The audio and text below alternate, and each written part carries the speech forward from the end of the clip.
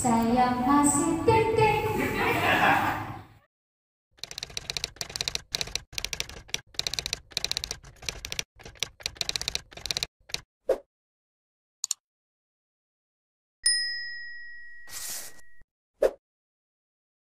Perempuan hanya mendapat jatah 25%. 75%-nya hanya untuk laki-laki. Sedikit banget sih. Kenapa nggak separuh-separuh? Emang perempuan tuh punya kekurangan apa sih? Bukan perempuan luar biasa. Bisa ngurus suami, bisa ngurus anak, bisa ngurus rumah tangga. Suami capek pulang kerja dimanja. Kurang apa coba? Perempuan juga bisa bekerja. Kenapa harus ada batas itu? Perempuan juga mampu menjadi leader. Itu yang paling mencolok di itu kasusnya. Banyak ketimpangan-ketimpangan lain yang ada di masyarakat, khususnya di hak-hak perempuan. Tapi kalau kesetaraan gender, teman-teman, kalau untuk era sekarang sudah, menurut saya udah rata, udah satu sama. Karena sekarang perempuan bisa berprofesi sebagai apa aja. Kecuali ada masyarakat yang masih mempertahankan tradisinya untuk tidak memperbolehkan perempuan bergerak atau berkegiatan di luar. Tapi kalau era sekarang itu sudah kesetaraan gender sudah mulai ada dan perlu dirawat. Kesetaraan gender itu bukan hanya sebatas profesi seorang perempuan boleh menjadi pilot, laki-laki boleh menjadi pilot. Tapi yang dimaksud dengan kesetaraan gender harus lebih ke dalam lagi. Jadi kalau teman-teman baca bukunya Oliver, buku judulnya Gender, itu silakan dibaca teman-teman yang suka literasi. Kesetaraan gender yang dimaksud harus lebih mendalam. Tidak hanya sebatas satu sama. Perempuan boleh ngajar, laki-laki boleh ngajar, atau sebatas profesi. Tapi adalah ketika di mana hak-hak perempuan itu terkikis. Contohnya adalah dalam rumah tangga perempuan mendapat KDRT. Itu harus dibahas dalam kesetaraan gender. Di mana hak-hak perempuan? Jadi gini, mas-mas, ketika menikah tidak boleh memaksakan, bukan tidak boleh, tidak boleh keseluruhan pekerjaan rumah tangga harus dilakukan oleh istri. Kalau kita berbicara dalam agama, sebenarnya pekerjaan rumah tangga itu adalah tugas suami. Dalam kitab seperti itu. Mungkin ustazah sudah paham semua ya. Itu. Hanya saja di dalam kitab menjelaskan, setelah menjelaskan itu ada keterangan lagi. Jika seorang istri ingin mendapat ridho suami, maka lakukanlah pekerjaan rumah.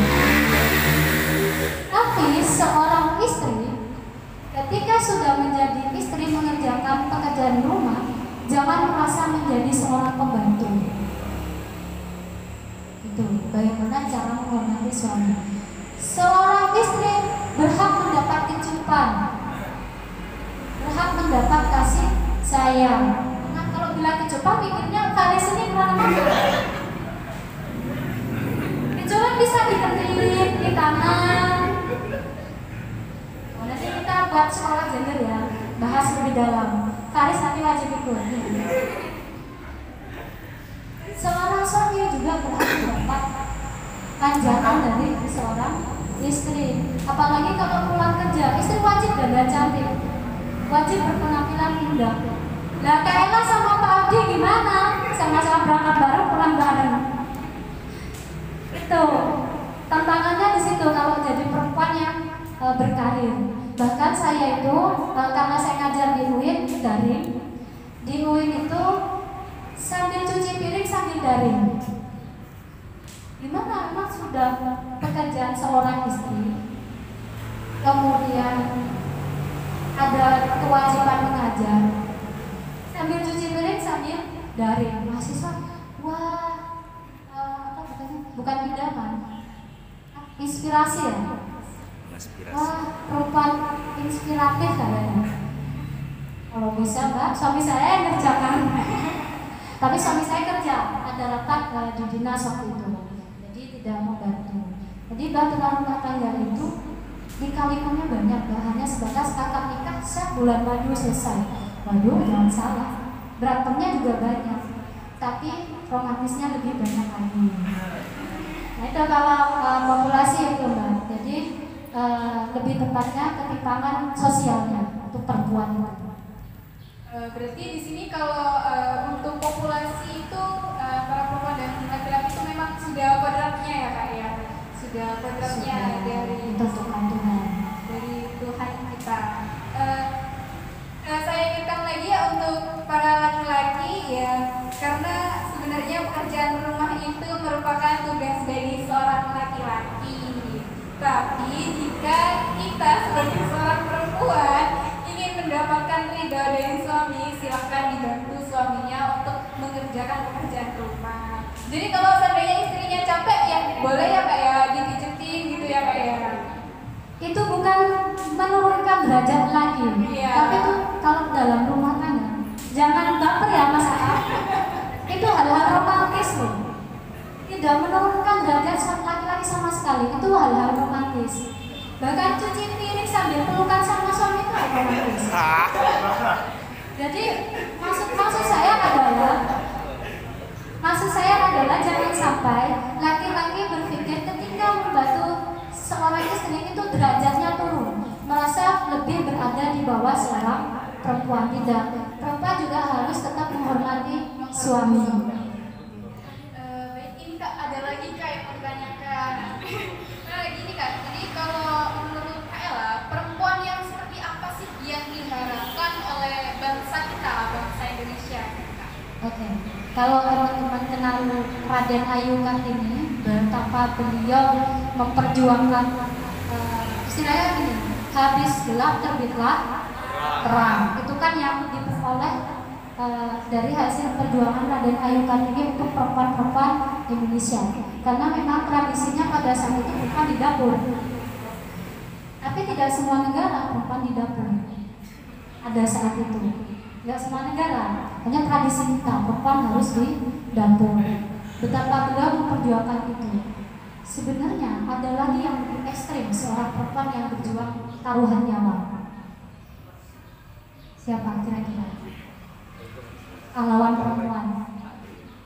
Siapa nih Kak? Ayo sejarah.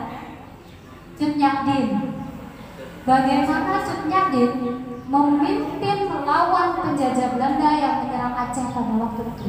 Strategi penyerangan perlawanan terhadap Belanda itu yang menemukan strategi perangnya itu Cut Nyak.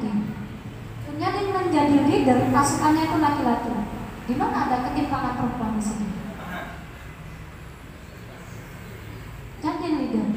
Bahkan di teman-teman Cut Nyak yang laki-laki lebih mudah dirayu oleh para penjajah Belanda waktu itu. Cut Nyak sampai mati gak akan menyerah. Tidak ada mediasi, tidak ada negosiasi. Mau dikasih apa, saya tetap memperjuangkan negara saya dari penjajahan Belanda.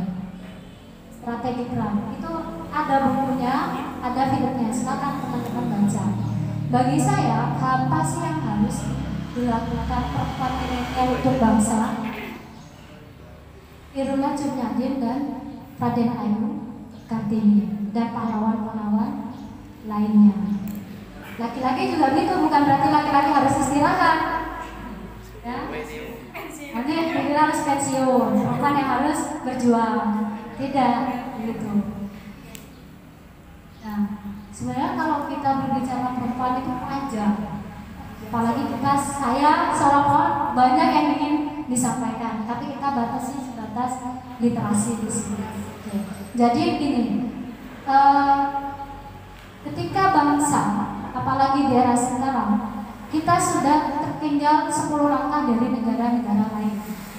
Indonesia masih memakai 4G, ya kan?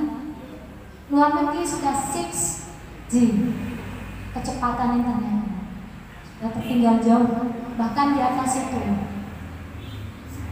Yang diharapkan adalah setiap manusia, setiap orang, setiap penduduk di Indonesia itu berkarya dengan kemampuannya masing-masing.